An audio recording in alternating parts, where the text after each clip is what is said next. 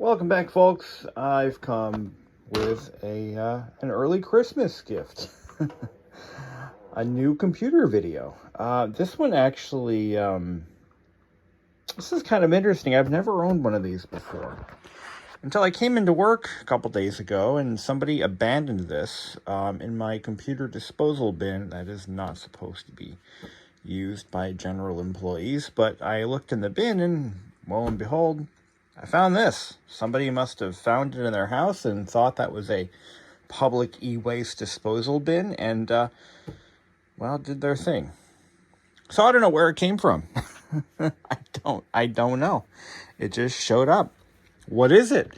This is a fairly early, not early, but a fairly old, circa 2004-ish,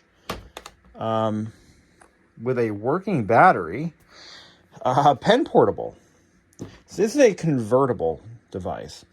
But I gotta show you just how clunky this thing is, because it is hilariously clunky. I'm talking super clunky, and I've got to find my phone stand to do that. So let's take a look at this thing. Now, this was made by Motion Computing. According to Wiki, the company was founded by a couple of Dell cast-offs in around 2000, and their first product was released in 2001. 2002. It was the Motion M1200. This is the M1400, dating it to around 04.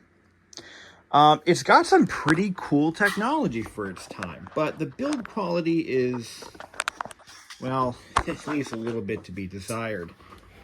In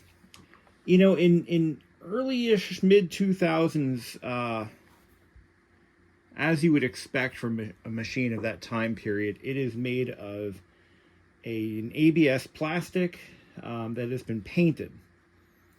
And because it's been painted, it's got scuffs kind of all over.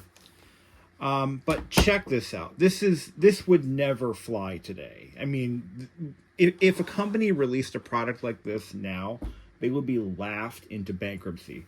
So the keyboard detaches like this. So this is your keyboard. Okay? This is the portable itself, and it's actually in pretty good shape. Overall, no scratches on the screen. It's even got a fingerprint reader. This has Bluetooth. No, really, this thing has Bluetooth from 2004. It's very forward-thinking. If you look, the connectors, oh my god, the connectors. It's got, I just noticed it has FireWire. It looks like FireWire, is that 400? That's FireWire 800, I think. No, that's 400. It's got USB, possibly 2.0. It's got VGA. It's got a dock connector that is not used in this configuration, but if you had I believe, a vehicle dock. The thing is, Motion Computing was aiming their products towards industry. This was not something you'd buy at Best Buy for the family. This is something you would buy in quantity as a corporation. This particular one originally came from a company called PIAB, and even has its property tag on it. So this was a corporate-owned machine at one time for one of their field technicians, maybe. Still has a Windows XP Tablet Edition license on it. I'm telling you, this thing is pretty damn cool, I gotta say. I'm kind of falling in love with it. But it's got, I believe this is no, this is not a capacitive touch display. That's one important thing to keep in mind. No, this requires a stylus, which it has. And it's got a button here to right click. It's got a, let's take a look at this keyboard before we really dive in. So this keyboard is standard laptop fare. It has an eraser head mouse built in. But you've got to see this to appreciate just how clunky this thing is. So you can see there's wear marks all over this. This is painted plastic, so every time this is removed and clipped on, it takes some of the paint with it. So this opens up like that. and it clips into here, right? Now, this serves as a or a tilt adjuster. So you slide this to change the angle of the tablet. Now, once you do that, you've got to open these up.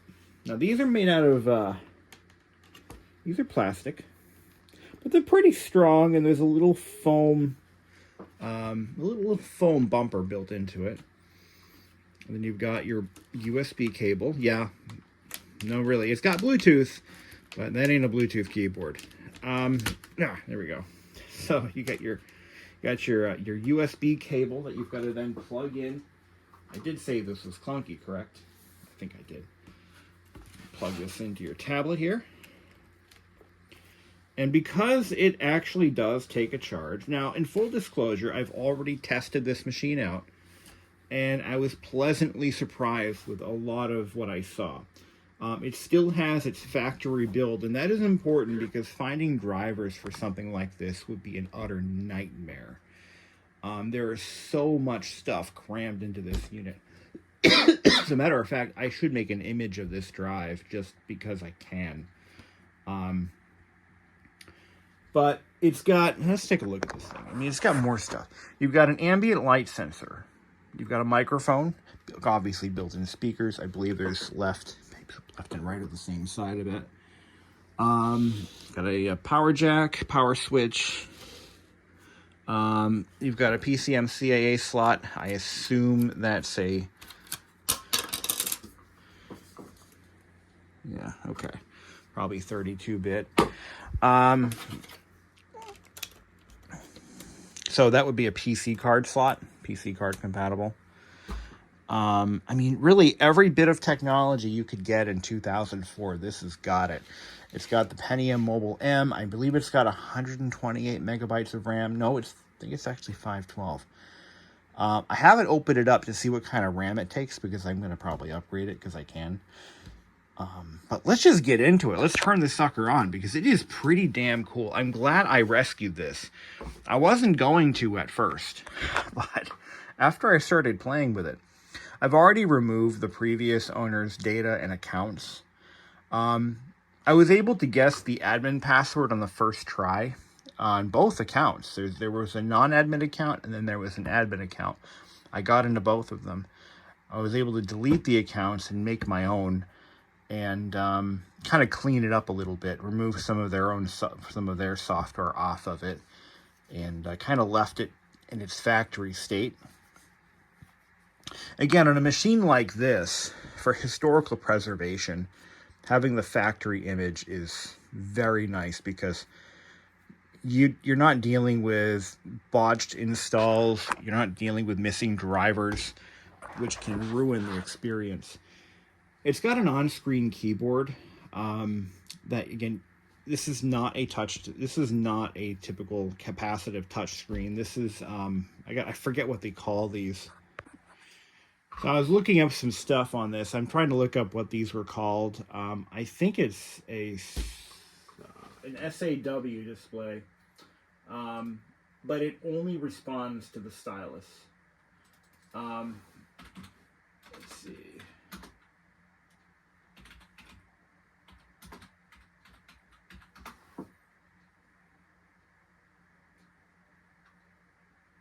No.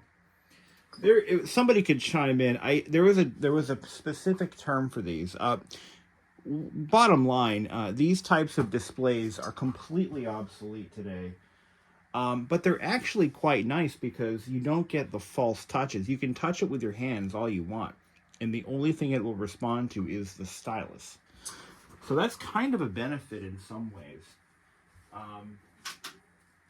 Because again, you're not able to fat finger anything, and you get the precise input of the stylus, and that's it.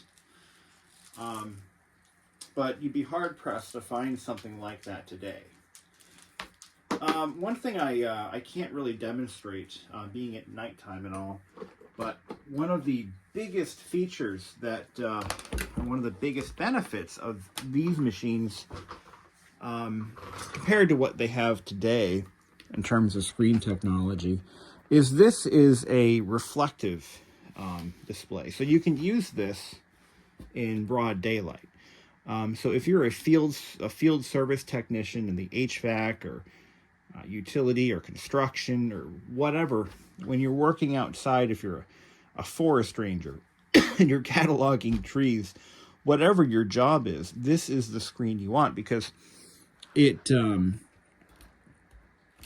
it's visible in direct sunlight. In fact, I should be able to put this lamp right on it. Well, it's not bright enough, but when you're out in the sunlight, you'll definitely be able to see what's on screen.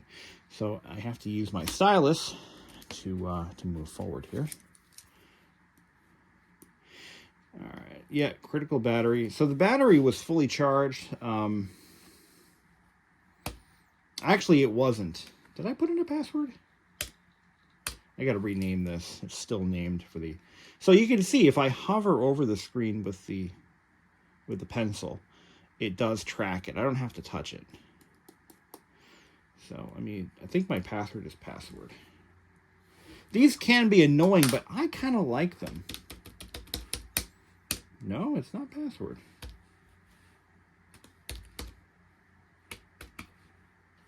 Back. I did replace the touch point, AcuPoint, touch point, whatever you call it. These were used on multiple devices by multiple manufacturers, all of them with different names. IBM called it the track point, I believe. But this is actually from a Lenovo. This replacement cover is from a Lenovo. The original one was worn through. It was quite disgusting. But anyway, as I was saying, so it has what's called a transflective display. That is the correct term for that. And you could use them in broad daylight. This is not a ruggedized machine. It could probably take a hit. It's got, well, these replaceable covers at the top and the bottom or on the sides if you have it in tablet mode. It's got some... It's not really something I would call ruggedized, though. I mean, it is hard plastic, ABS plastic. There might have been an accessory case that goes around it, like a rubberized case. I'm thinking that might have made it more durable. But the wear and tear that you see on this is pretty lightweight. I mean, there's not really any damage. There's no cracked plastics or any missing parts, which is impressive considering its bogus construction. I mean, really, this thing is... You ever heard of Nantan computers, Nantan laptops? Well, they were basically house brand laptops sold to various distributors and vendors, and their laptops were atrocious in terms of build quality. I mean, really, the tablet's not so bad. And by the way, according to the promotional materials, they called it a slate computer, not a tablet. We're talking pre-iPad here, so it was a different time. Okay, I typed in password like a dozen times, and it finally took it. I suspect there's a sticky key. We'll have to check all the keys and make sure they work. So the software that's installed, everything that was on this machine kind of stopped around, according to the dates, the file dates. Everything kind of stopped in the probably early 2000 teens. So this thing was used for about 10 years or so, maybe a little less. I left this on for this particular video demonstration, but there's the welcome screen. It gives you a little tutorial on how to use it, and a little shows you what it does, a little how you doing. So we're going to just not show that again. Now, if I click this button here on the stylus, it should right-click. In theory. No, maybe not. Maybe give it a minute. But imagine that, Bluetooth on Windows XP circa 2004. That's just cool. I suspect that oh no, it is working. It does work. Okay. It must somehow change the frequency that it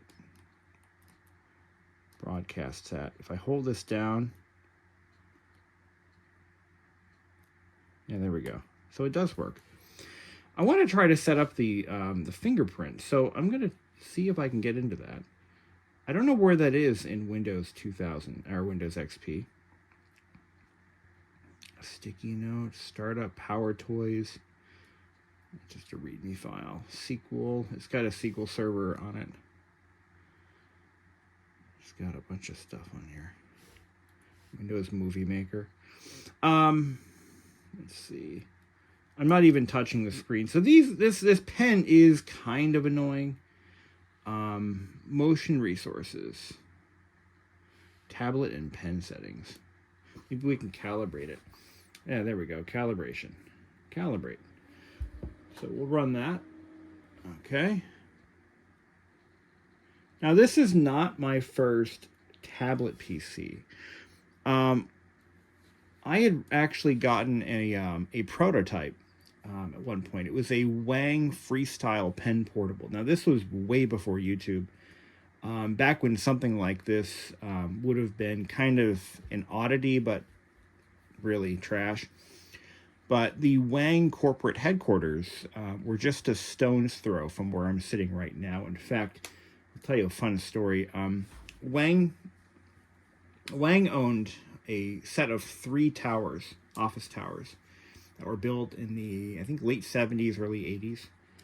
And they were, you know, a sight to behold. And at least they still exist. But anyway, they lost the buildings somewhere in like probably in the mid 90s. What was left of the Wang company had lost the buildings, and they went into an auction, and they were sold in an underhanded backroom sweetheart of a deal for $500,000 for 3 massive office buildings. And my dad's company got the contract for setting up the new security system for the company that purchased the buildings, and they found a meth lab in the buildings. One of the towers, had a meth lab in it. Now I believe it's called Crosspoint. It's in Chelmsford, Mass. But anyway, so the Wang company was developing their own pen portables or tablets or whatever you want to call them. And they were using Microsoft Windows 3.0 Tablet Edition Beta. And I got one of these machines. It was actually donated to a local Goodwill. In the town that I lived in, it's not surprising because there were a lot of Wang executives and employees that lived in the area. So it's not surprising. But this was definitely a machine that I don't think ever got released publicly outside of its prototype form. I mean, I don't think any real ones existed. But anyway, it was extremely buggy, I recall. Had a lot of issues. But see, pen options. Okay, we'll just point, hover. Okay, yeah, all right. Use pen button to right-click. Use top of the pen to erase. Oh, the top of the pen. Oh, the top of the pen can be used for erasing. Well, let's try that. So I'm going to use my pen here to right-click. Kind of do a new object. There we go. Hold this down.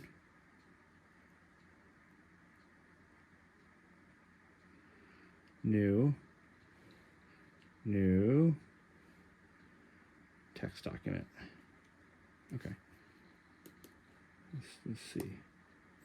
Open our on-screen keyboard. Actually, we don't even need the on-screen. Just do.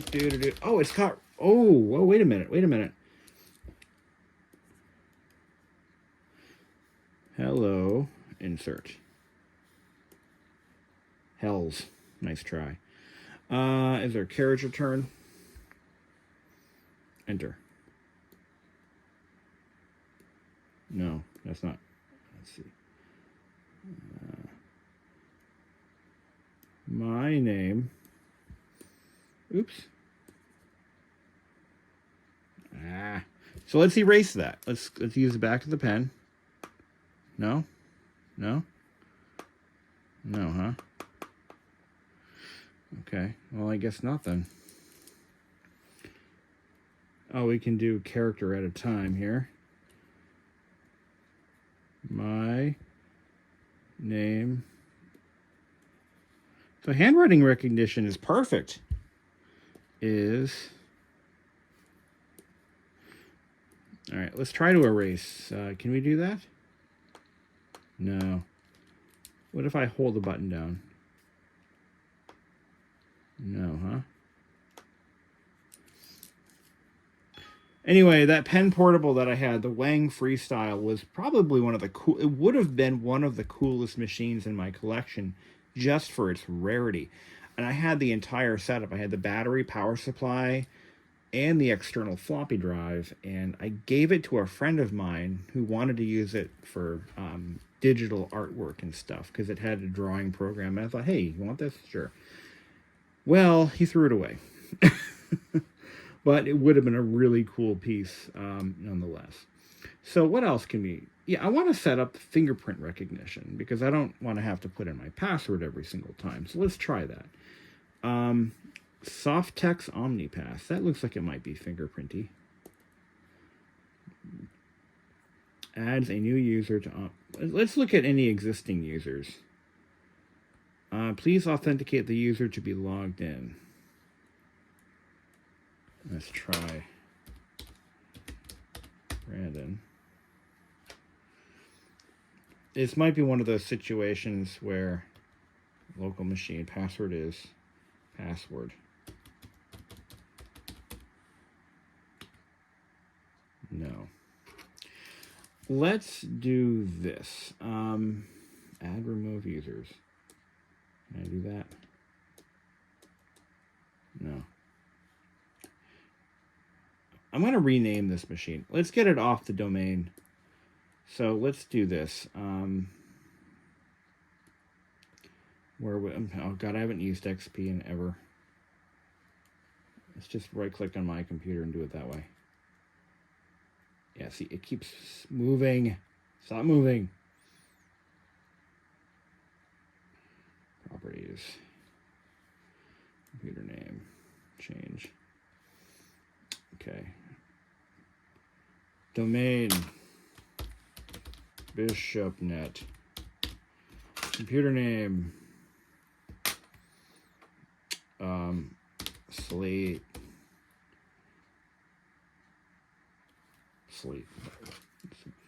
Have to restart it. Could not be contacted. I know that. Oh yeah, work group. There we go. What am I doing?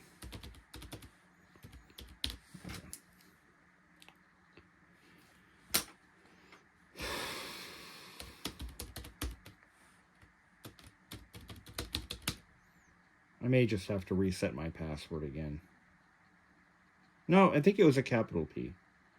See if it rejects it. Yep. Okay, so we've renamed the machine. We've got to restart now. Yep. Okay, good. So, yeah, the eraser head mouse, track point, whatever, seems to work pretty well. The battery is definitely bad. I mean, I did charge it a couple days ago, so maybe it's not so bad. Maybe if we run like a battery calibration on it, it might come back to life. But that just goes to show this thing's now nearly 20 years old, and it's in surprisingly good condition for something this old.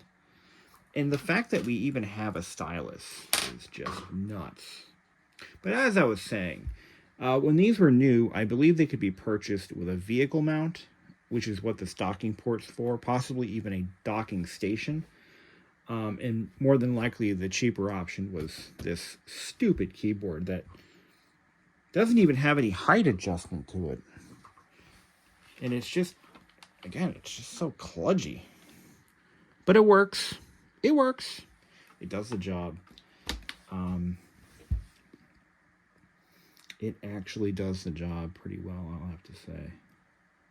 I was thinking of maybe repainting the back half of it. The same way I do those radios.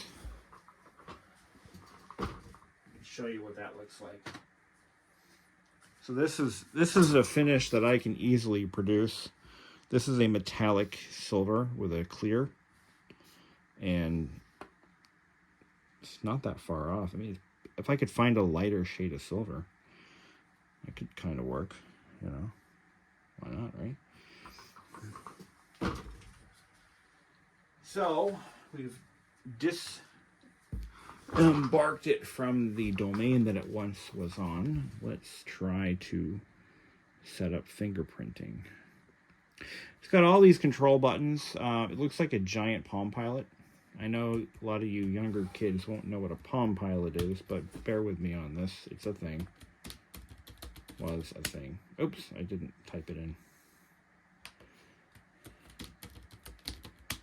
Why would I even bother See, it worked a minute ago. P-A-S-S-W-O-R-D.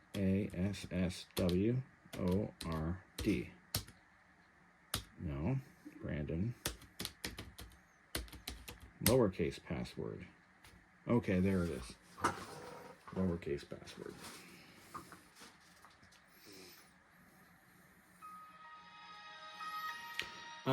So something like this, you could easily plug in a USB CD drive. It should support, may or may not support booting off a USB CD drive. I don't know. I'll have to look into that. I'm not going to be rebuilding this machine or anything like that. That would be stupid.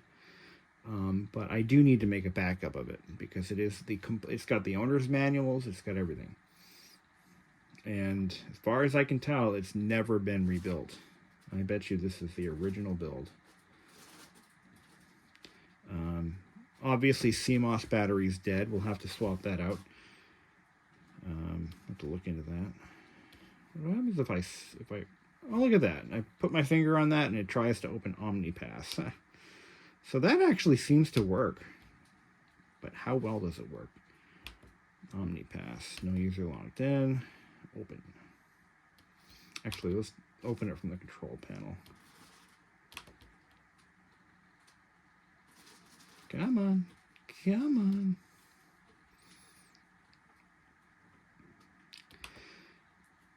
Clearly, if I were to use something like this, I would probably put a solid state in this.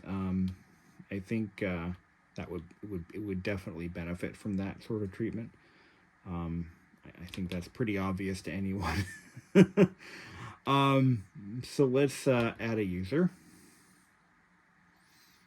Username, Brandon, domain, Slate. Password.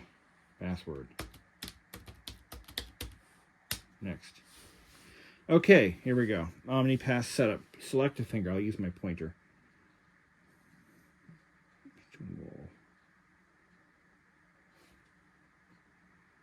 So my left hand pointer finger.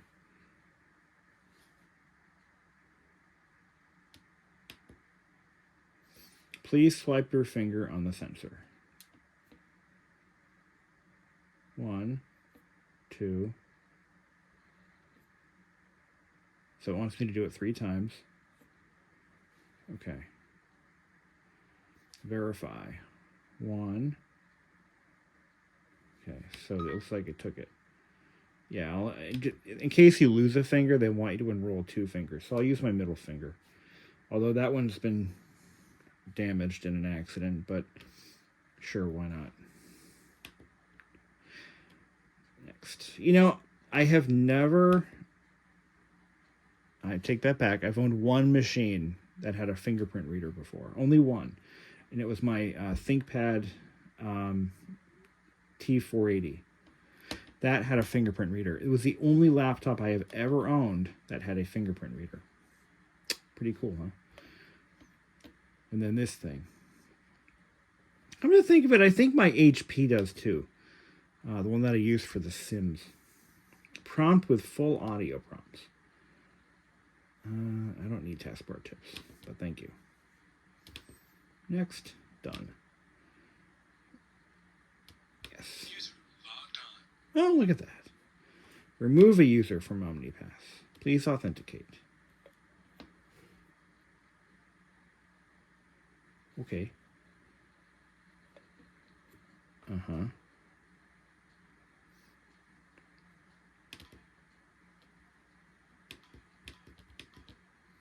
Oh, I have to click. What do I click? Fingerprint? Okay.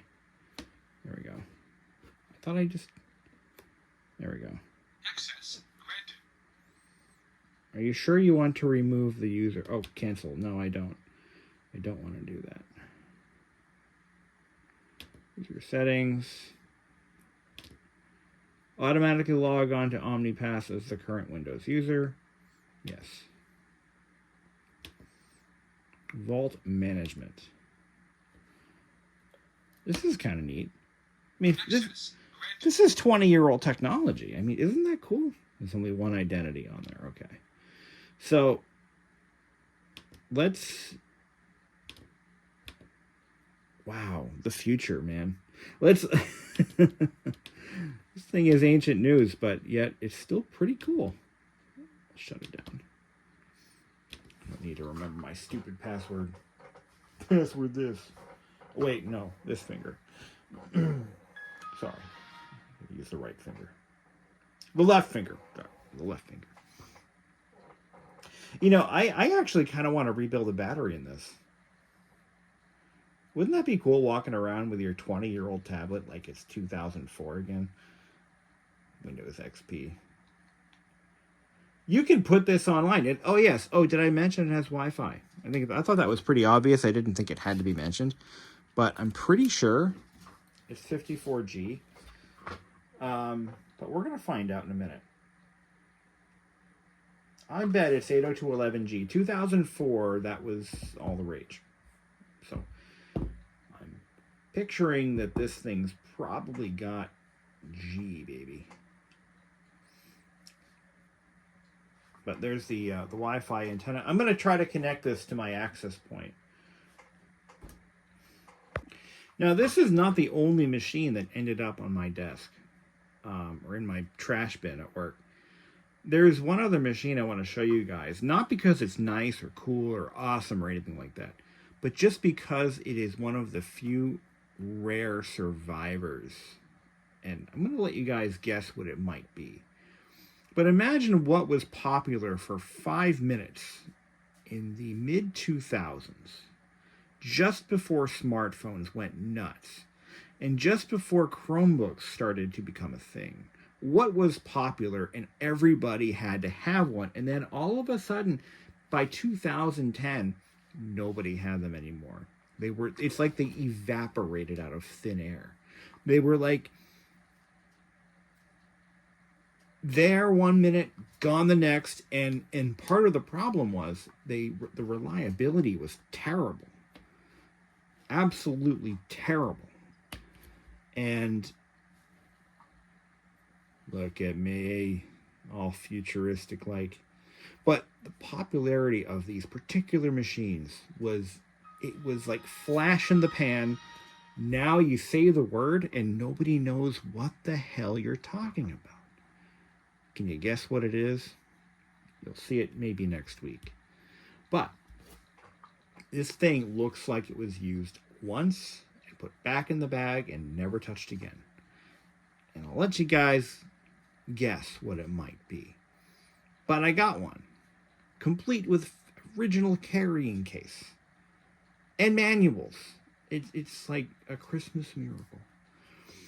Does this Wi-Fi have enough gumption to connect to my access point? I have a special access point for junk. I mean, older hardware. Older hardware, sorry, not junk. Well, let's see. Let's see what it sees. And we're going to see this thing start to fill itself up with virusy goodness.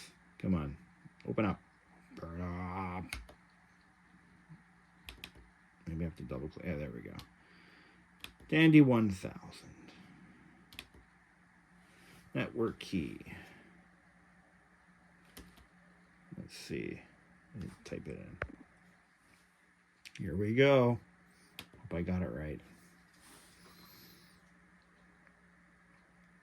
So that's a network that has very simple security and, you know, no advanced features turned on. It's low power, so you can't really see it outside of the house. So it's kind of, you know, physical security. So we are now on Wi-Fi. And I had deliberately left the outdated version of Chrome on this because why not? This has a very, very special historical version of Google Chrome on there. I think it did have it, but it's not there. Oh, darn.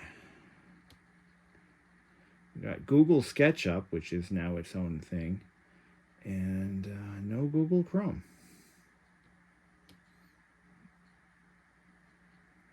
Darn it, all the heck. We have old Firefox. We'll try old Firefox, see what it does.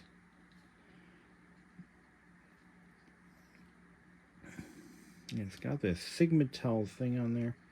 This has never been... Oh, it's a new account, that's why. New account, new options.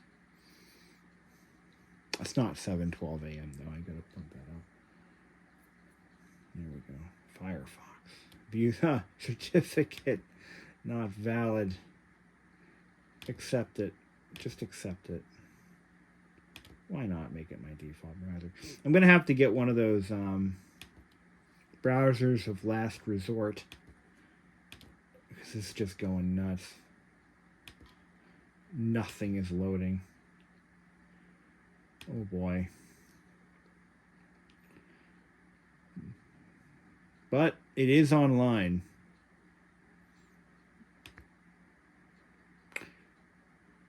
Oh, Jesus Christ. Stop it with the certificates. I don't care. I don't care. I think you had to do www. Well, let's try google.com and see what happens. See, kids, back in the day, you had to type www on everything. Oh, look at that. Google. Let's see. Best browser for XP. Oops. Backspace. Windows XP.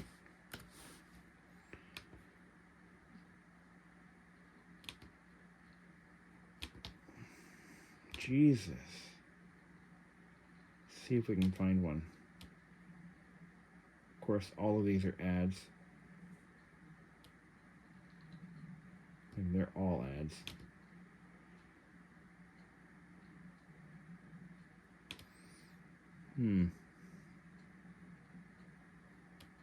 MyPal. MyPal, official website. Let's try MyPal. I may have to download it on a, yeah. Firefox 4301. What version am I on? What version is this? 2. Okay. Firefox 2.008. All right. Enough of that. Let's take a look inside. I'm curious. Let's pop her open. See what's going on behind the scenes. Firefox 2.0. The current version's like, I think we're on version 70 now. That's crazy.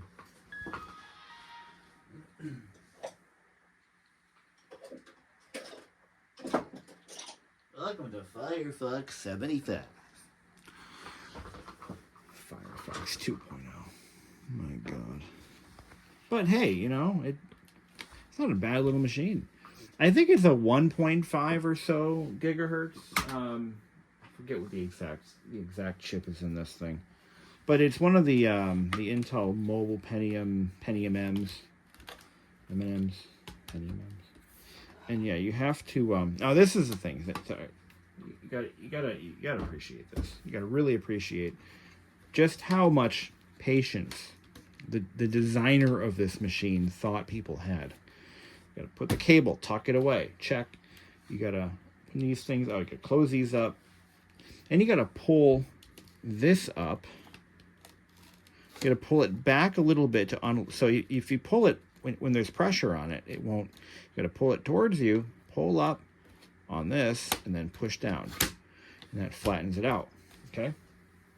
Then you gotta line up this little cutout or notch with this cutout to lock it down. Okay.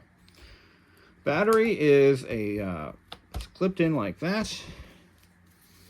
Looks like a 3600 milliamp hour lithium ion for use with ITE computer. Sanyo battery. So there's Sanyo cells in here. And this appears to be... I almost feel like they're just really small cells. Okay. All right. Let's take this door off first. Let's see what's behind door number 1. Probably going to be a replaceable Wi-Fi card in here somewhere. I'm actually looking to find the CMOS battery. Maybe put a new one of those in if I have one I need. So behind door number 1. Come on, door number 1. Let's go, door number 1. Come on. There we go. Wow, look at that. Intel Pro Wireless 2200 BG network connection. So we're using, there's only one DIMM in here. Okay, it's got the factory part number on there. If I have more memory, why not use it, right? Well, I can't quite read what it is. It's probably going to be like, gosh, PC. What was big back then? PC 133, 166. No, it's not that old. Probably DDR. I'll have to look this one up. I'm sure I've got what I need though. Is it in all the way? There we go. So we got to find the CMOS battery. Where would that be? The hard drive's over here. Let's take a look under there. If not, we might have to go digging. We might have to take the whole thing apart, which I don't want to do. Might have to. There's our hard drive. I think I found a modem. Okay, let's see what she's got here for a drive. So we'll take the carrier out. I got lucky with this one because a lot of times a machine like this would be missing some key parts, like the hard drive and the hard drive carrier. Sometimes people destroy these before they throw them away. So we'd be dealing with, irreparable damage, a broken screen, for example.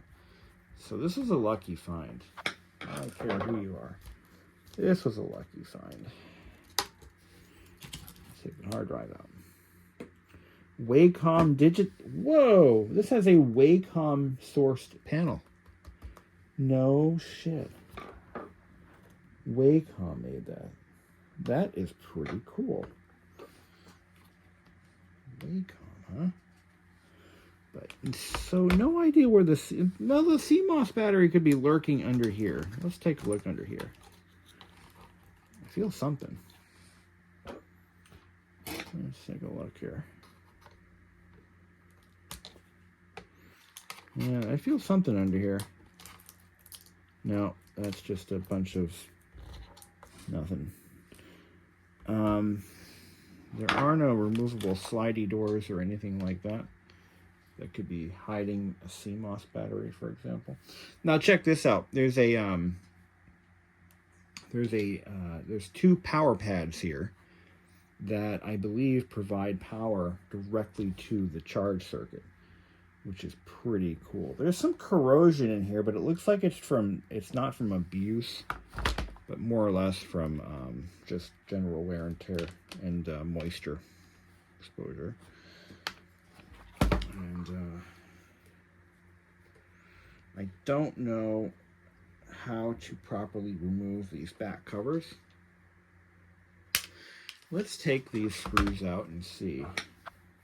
Put this back before somebody gets hurt. PCI Express. Or PCIe. I got all my acronyms mixed up years ago. I think somebody scrambled my brains. I love it. I was at a conference the other day. We're talking about I was at a conference about not malware, but ransomware, and they were discussing ransomware signatures and forensics and stuff. And there's an acronym used to describe the ransomware signature, and it's YARA, so the YARA signature of the ransomware. YARA stands for yet another ridiculous acronym, and those Linux boys and their acronyms, man, their humor is just what makes the job fun, I guess. All right. I'm really hesitant to tear into this guy because she's old. She's old. And yeah, not sure I feel confident, because if I break stuff, then it becomes unrepairable, you know? It's kind of a catch-22. To fix something, you have to break something. And when it comes to old plastics, they don't get better with age. Yeah, see, I just broke a clip. So we're not going to go any further, and I don't want to break any more clips. Yeah, I don't want to break any clips. So there was one already broken, and I just broke another one. So it's not a big deal. But that's where the antenna's at. Yeah, see, the thing is, again, this plastic is old, it's brittle. And well, maybe if we're super careful.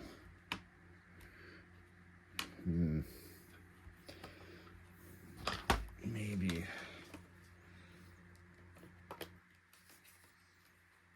Yeah, I'm gonna have to okay, so we found the Wi-Fi antenna. We found what looks like the Bluetooth antenna. All right, maybe we're okay. All right. I think the bottom shell of this is actually made from metal. The quality, you know,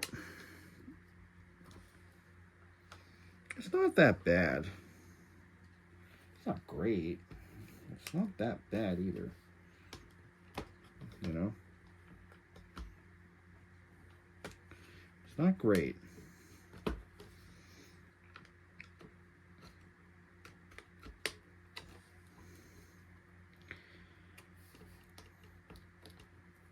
So variants of these tablets would have been popular, especially in law enforcement areas. So, you know, if you were the IT manager for a police department, this is the type of machine you'd be buying for your police force. Where I'm from, I believe they mostly use Panasonic Toughbooks. But something like this would have been miles cheaper than a Toughbook. But Toughbooks are expensive. Really, really expensive. And so, looks like to get this apart, we have to disconnect the display cable. And yeah, I see how they built it. Okay, I think we can handle that. So I've got a, where's that CMOS battery? Do I see it? Not quite. So the display, all right, so we have to undo, I'll show you what I'm doing. We got to undo that, it looks like it could be the Bluetooth antenna or some other device, some other module. Maybe not a Bluetooth module, but something. This is the whole Bluetooth module, I think. We're going to undo that cable and then flip it. This is how laptops used to be built. And this is how I think Lenovo currently builds them. If you've ever taken, sorry, let me qualify what I just said. So I am an Apple technician. I am a certified Apple technician, have been for much of my adult life. I have worked on Apple products going back, well, obviously in my hobby, I've been working on products that they've made, you know, as far back as 1982. But I've been servicing newer equipment, like back when they were brand new. Machines like the second gen iBooks and other greatest hits, and I've seen some stuff. I've seen some stuff. Well, the way they currently build Apple products, it's like something out of outer space compared to this, and that's not a bad thing. It's not a dig. I kind of like the way they build their products now. I don't like the non-serviceability of some of their hardware, but I don't exactly hate what Apple's done with their product line. It's kind of give and take. But this kind of stuff, the cables, the miles of Kapton tape, just the general kludginess of it all is something that I don't miss from Apple's product line. But it was definitely a thing. So, found the CMOS battery. It looks like a rechargeable unit, but at least we got to see the insides. So that battery may or may not need to be replaced entirely. Ah, here's another one. This looks like a suspend battery. And this, again, you've got to pull this whole thing apart. Oh, wow, check this out. You've got to remove this before it causes more damage. I want to show you something pretty cool. This is cool because it's terrible. But if you look at this connector, it looks bright blue. That is corrosion. And what happens is these button cells tend to, the acid leaks out of the battery and down into the contacts. It travels the wire. Well, it travels through the wire and causes corrosion. I've seen this before. Let's see if it's even salvageable. Doesn't matter. No, the contacts look fine. I'll have to make a battery though to replace that, so keep that in mind. The heat exchanger is pretty clean. I'm not even sure this thing has a cooling fan. I don't see where there would be one. I don't think it does. I don't see a cooling fan. See no evil, hear no evil. Yeah, it looks like it's passively cooled. What the hell's up with that? So that bottom shell is made out of like magnesium, I think. There's our CPU. There's our heat spreader right there. You see that right there? There's heat piping right here with a radiator, and very clean. There's no fan to speak of. I don't think there's a fan at all. Interesting. That is very interesting. 7.2 volt nickel metal hydride. We'll take that out so it can't cause any more damage, but I'm not going to worry about replacing it right now. And as we pull this apart, see some shielding in the back. But yeah, it's got a Wacom digitizer. That's the back of the display right there. And it looks like the rest of this is display supporting hardware. You can see the top shell is made of plastic, but the bottom shell, I believe, is potentially a magnesium type material. No, that's plastic. Let's scrape it and see. It's hard to say. Yeah, it could be. It does feel like metal, though. And it's got, yeah, that's metal. And it's got corrosion, too, so... Oh, that's definitely a metal. Very thin, very lightweight. Like I said, kind of a magnesium material. Let's take a look at the other side here. The port side. Port side. Oh, man, I'm so funny. Okay, oh, look at this. Now, there's a piece of technology you won't see in a modern laptop. Do you know what that is? Take a look at the cables on either end of it. Stumped? You sure? This is a backlight inverter. This uses a fluorescent backlight. Same technology that's in that 50-year-old Luxo lamp, if you can believe that. But it worked. It was low energy. It was low energy consumption, and it worked. And we were okay with that back in the day. Still tempted. Do I want to replace that battery or not? What the hell? Why not? 2004. It survived all these years. Why not do it? Why not go ahead and put a new one in? This is, I believe, our suspend battery. 18 milliamp, 7.2 volt. These used to be common. But look at that corrosion. It's bright blue. It's actually a really nice color. if I'm judging it based on the color of the corrosion alone. Let's look at these covers. Let's see. We've got this one's got. This is the back cover. This has got the. I could have sworn I heard a cooling fan in this thing, but I could be wrong. I'm trying to think about. Did I hear a cooling fan or not? I don't think I did.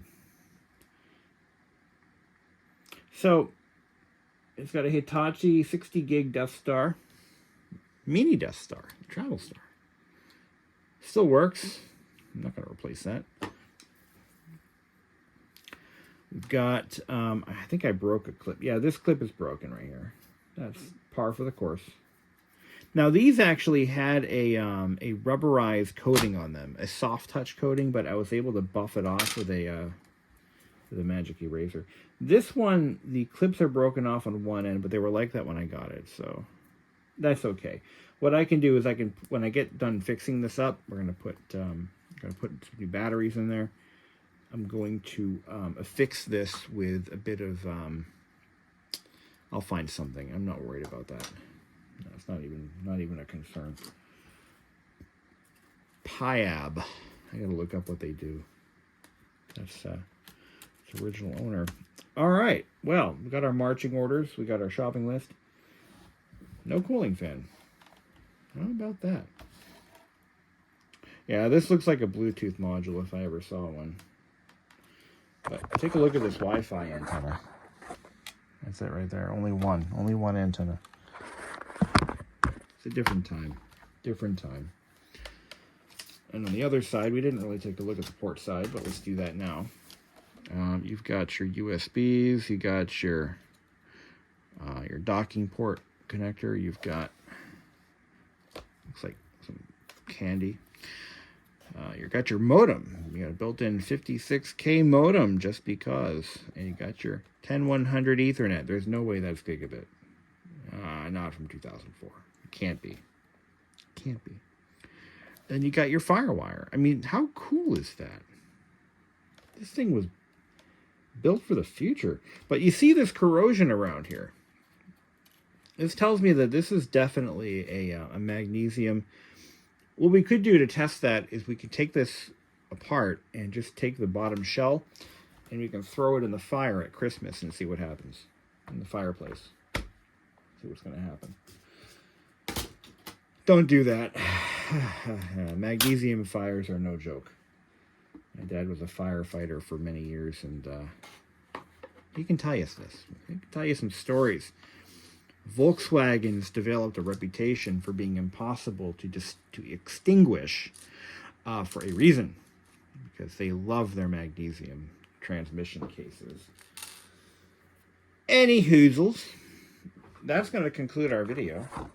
Thank you for watching, and I'll let you know the next time a random pile of crap shows up at my doorstep, and tear it apart and see what happens. Until then. Oh, real quick. I know I meant to conclude the video, but I wanted to see if we can see what it has for, if we can see anything good here for chips. We got an Intel. Obviously, what's that? We got an Intel FW82801DBM. I believe that is our chipset. Everything else is on the other side of the board. An ENE CB1410QB0. Don't know what that is. I have to look that up. Their BIOS date. But I can't get over the Wacom display. That's kind of cool. Didn't know they did that. I'm trying to find a manufacturer's name on the board. This was not, obviously, not manufactured by a company called Motion Computing. This was contract built in China for that company. But who built the board? I'm not seeing a manufacturer's stamp on it. Could be on the other side. Probably is. But there's our button interfaces. Pretty cool. I see a lot of this corrosion in here. Yeah, it's all from the from that magnesium. Looking at that power connector, that slide-in connector that we saw for power, I'm looking at where it's actually routed to, and it's going into the battery terminals. So that's definitely where it's going in the charging circuit. So no cooling fans, huh? So it's possible that the design. Now this is how the some of the Panasonic Toughbooks are built. They actually use the chassis as a large heatsink. This is actually what Apple's doing currently with the M1 MacBook Airs, and it works. It's good for us to a certain extent. It can dissipate heat in non-heavy load scenarios well enough to keep the machine operational. But they've got this heat piping. I don't see a cooling fan at all. I don't see where they would put a cooling fan. You'd have to take the board completely out of the chassis to do that, which, can I do that? No, I don't want to do that. I don't want to do that. I don't want to run the risk of breaking anything. But I guess that would explain what they're doing. I'm going to dig through my memory pile and see if I have anything usable that could be used in this machine. I'll have to verify what's in there and what it requires, and we'll kind of go from there. But let's pick this up later on. I'm getting tired. Until then, looks like that might fit the bill. It looks like it's got double the cells. Maybe not. It could be. It looks like a 6-cell. But I'll keep looking. 7.2 volt, 18 milliamp hour. So this is not a suspend battery. I don't know why I thought it was. It's just a CMOS battery, rechargeable. And they're available readily for like $8-9. So we'll order one of those up. And I went through my memory and I found some DDR2 RAM. I've got two 1 gigabyte SODIMMs. And this is also a 1 gigabyte SODIMM as well. But this one's DDR333. This one is PC2 5300. So 2700 or 5300. Sometimes you can use faster RAM. If it doesn't say Apple on it, you should be good to go. For the most part, it will work. But you got to take it on a case-by-case basis. But that's what I have. So we might be able to bump this up to at least 2 gigabytes. So we'll see what happens. As for the battery, I'll order that later on, and maybe we'll revisit this project at a later date once I'm ready to button it back up together and see what happens. She's a cool machine. We're going to save this one, definitely. I'd like to replace these bumper pads to find some material I can cut those out of or something. But we'll worry about that later.